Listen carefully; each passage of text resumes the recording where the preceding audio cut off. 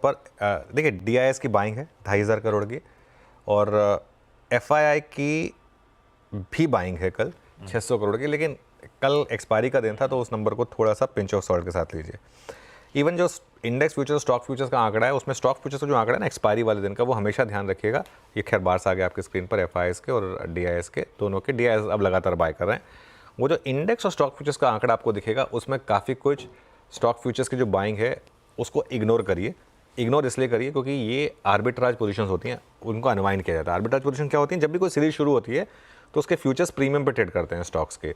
तो कुछ FIIs क्या करते हैं, वो कैश में खरीदते हैं और फ्यूचर्स में बेच देते हैं, क्योंकि उनको 1-1.5% का डिफरेंशियल मिलता है, जो एनुअलाइज टर्म्स है 18% हो जाता है। तो वो मार्केट रिस्क नहीं होता उसमें, क्योंकि वो आप कोई भी स्टॉक और फ्यूचर में अगर ये ट्रेड लेंगे तो सीरीज़ के एंड तक वो दोनों चाहे कहीं भी जाएँ, ऊपर जाएँ नीचे जाएँ, वो गैप ज़ीरो हो जाएगा स्टॉक और फ्यूचर के बीच में। तो वो उसके बाद उसको रिवर्स कर लेते हैं, तो वो फ्यूचर्स में वापस खरीद लेते हैं और कैश में बेच देते हैं। तो इसके लिए वो आखिरी दिन हमेशा आपको स्टॉक फ्यूचर्स का नंबर बड़ा दिखेगा, हमेशा इस चीज़ का ध्यान रखें। विद इन इंडेक्स फ्यूचर्स लेकिन एक इंटरेस्टिंग चीज़ हुई कल कि निफ्टी में ज़्यादा बाइंग हुई। देखिए 3-4 दिन से एक व्यू बन रहा था कि बैंक निफ्टी बेटर है, अब वापस एक व्यू बन रहा है कि निफ्टी बेटर हो रहा है। कि उसका कारण बताऊंगा जब मैं स्ट्रैटेजी पर आऊँगा तब। लेकिन ये एक और चीज़ क्लियर है कि यहाँ पर अब थोड़ा सा निफ्टी में ज़्यादा बाइंग हो रही है। लॉन्ग शॉर्ट की जहाँ तक, अच्छा पहले बाकी ट्रेंड देख लेते हैं इंडेक्स फ्यूचर्स की बाइंग का, FIIs का। देखिए अब जैसे मैं कह रहा हूँ कि थोड़ी सी निफ्टी में ज़्यादा बेटर बाइंग हुई। लॉन्ग शॉर्ट कल एक्सपायरी थी तो इसके लिए इस डेटा को भी पिंच ऑफ सॉल्ट, लॉन्ग और शॉर्ट दोनों कम हुए। लेकिन जो अगली पीरियड है ना, वो मार्केट के लिए एक रिस्क फैक्टर है।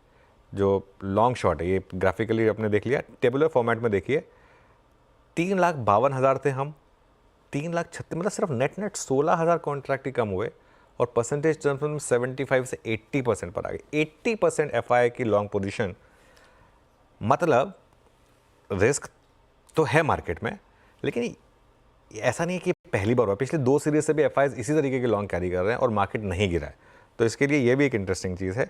इंडिया विक्स 6% नीचे था, 12 पर आ गया। पुट कॉल रेशियो 1.37 पर। मार्केट ओवरबॉट है, मार्केट ओवरबॉट है, इसमें कोई डाउट नहीं है। लेकिन जैसा मैं बार बार कहता हूँ, सबसे ज़्यादा पैसा बनता है ओवरबॉट या ओवरसोल्ड मार्केट में ट्रेंड के साथ रहने पर।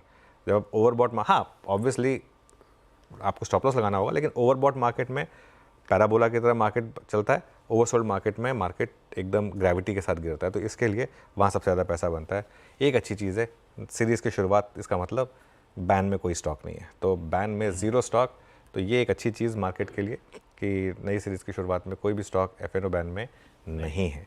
और लॉन्ग शॉर्ट की जहाँ तक बात है, कुछ स्टॉक्स आएंगे आपकी स्क्रीन पर। श्रीराम फाइनेंस और पेट्रोनेट में लॉन्ग बिल्डअप हुआ, क्रॉम्पटन और सिप्ला में शॉर्ट बिल्डअप हुआ, मारुति और IEX में शॉर्ट कवरिंग आई, और ग्रैन्युअल्स और डॉक्टर लाल पैथलैब में लॉन्ग अनवाइंडिंग आई। सेटअप ओवरबॉट, लेकिन सिर्फ सेटअप ओवरबॉट है, इसके लिए मार्केट नहीं गिरेगा।